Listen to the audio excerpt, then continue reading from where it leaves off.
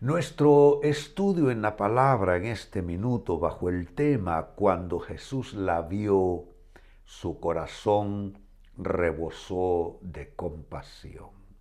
Qué hermoso tema.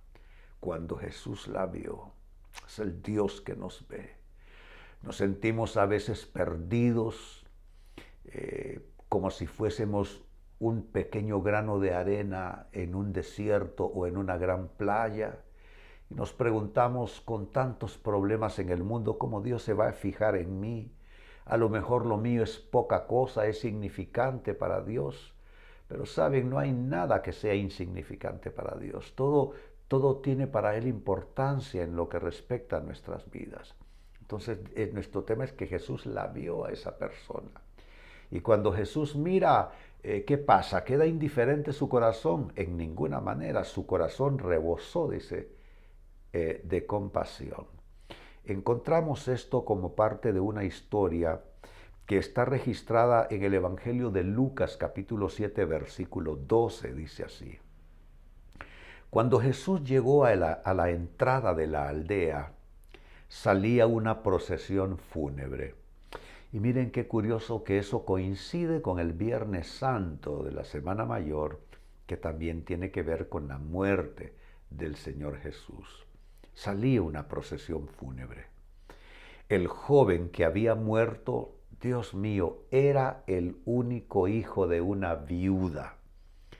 Esta señora no tenía ni siquiera un esposo en quien apoyarse ante esta pérdida. Lo único que le quedaba a esta viuda era este hijo único, joven ya, había fallecido.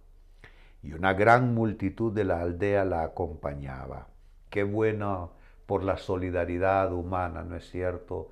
Cuando se pierde esa solidaridad, cuando dejamos de darle el acompañamiento a los que sufren alguna pérdida, alguna tragedia, entonces al deshumanizarnos así nos volvemos como de piedra. Y Dios no nos hizo así. Qué bonito que se ve también como parte del cuadro la solidaridad de la gente en esa aldea. Pues ese es el versículo 12.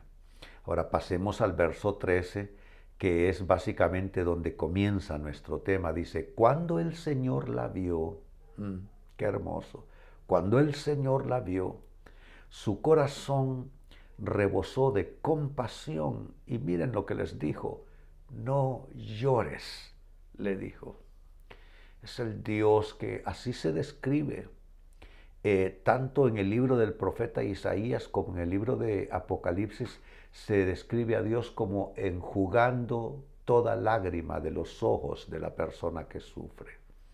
Es que es un Dios que no es indiferente, es un Dios que sufre con nosotros. Así es nuestro Dios, Él sufre con nosotros.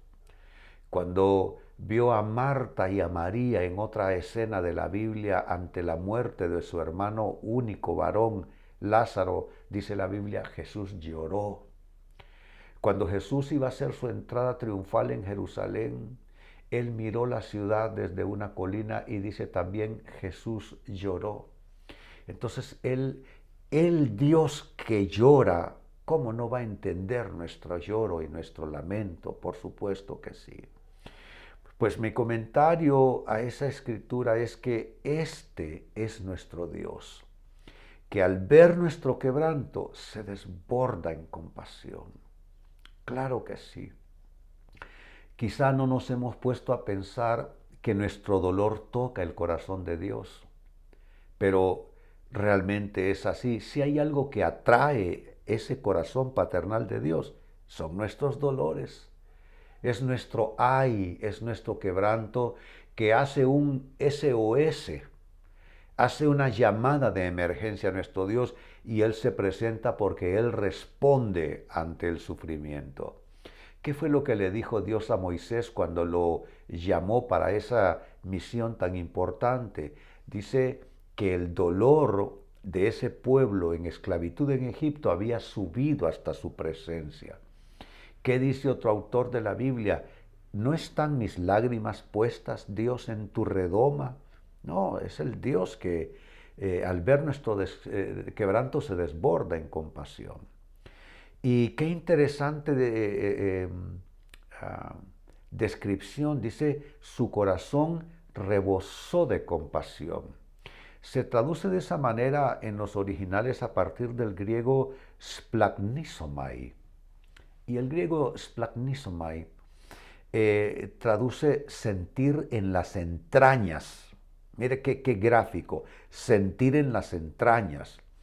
Entonces se puede traducir perfectamente como anhelar profundamente, es decir, sentir simpatía, apiadarse de alguien, tener o ser movido con compasión. De nuevo lo reitero, es el griego splagnisomai. Se traduce literalmente como sentir en las entrañas y estas son sus acepciones: anhelar, sentir simpatía, apiadarse de alguien, tener o ser movido con compasión.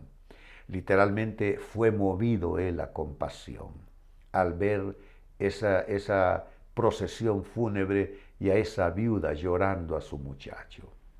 Fue movido a compasión. ¿Y qué pasó a continuación? Dice el verso 14. Luego se acercó al ataúd y lo tocó. Esto es muy significativo, amados hermanos. Se acercó al ataúd y lo tocó. Y los que cargaban el ataúd se detuvieron y atiendan a lo que dijo. Joven, dijo Jesús, te digo, levántate. Dios mío, una escena poderosísima. Me parece ver en mi mente a Jesucristo acercándose solemnemente, interrumpiendo la procesión fúnebre y tocando, acercándose al ataúd y tocándolo.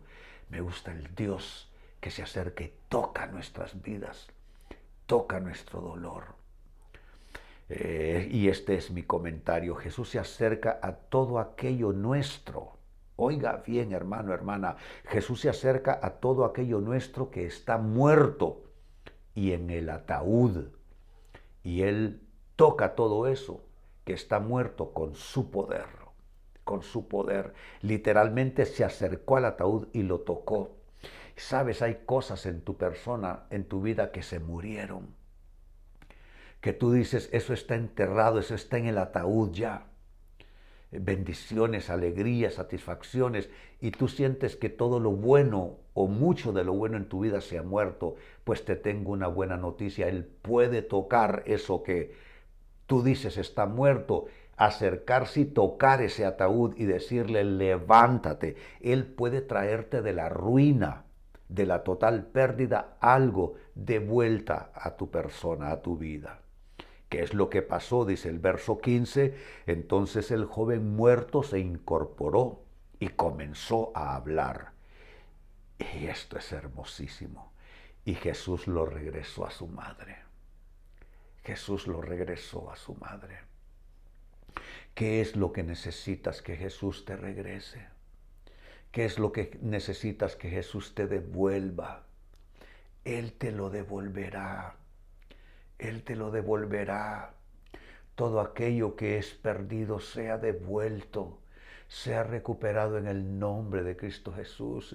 Y si algo no va a ser recuperado, que sea sustituido, que sea reemplazado por algo de mucha bendición. ¿Saben en quién estoy pensando? En otra viuda en la Biblia. Eva. Eva perdió al más pequeñito de sus hijos y lo perdió a manos del hermano mayor Caín. Pero dice la Biblia que Dios visitó de nuevo a Eva y él tuvo otro niño, y oigan bien, otro niño en sustitución del que se había perdido. Si Dios no te devuelve algo perdido, pido sustitución divina. Sustitución divina, reemplazo divino por algo que traiga, yo diría, consuelo a tu corazón, que traiga esa sensación de bendición a tu vida. Mi último comentario es este: Jesús va a devolver aquello que tú das por muerto, aquello que tú das por perdido, sean relaciones que tú das por muertas oportunidades que das por muertas, finanzas que das por muertas, hijos, esposos que das por perdidos, el Señor te lo devuelva en el nombre de Cristo Jesús. Y si tú estás impregnándote con esta palabra, alza tus manos y recibe la de Dios. ¿Cómo lo haces?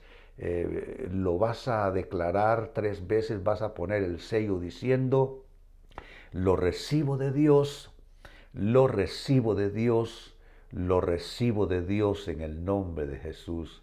Amén y amén. Bendito sea el Señor. Amados hermanos, qué poderosa palabra, ¿no les parece? Pues bien, con esto cerramos ciclo semanal de Jesús 9:11.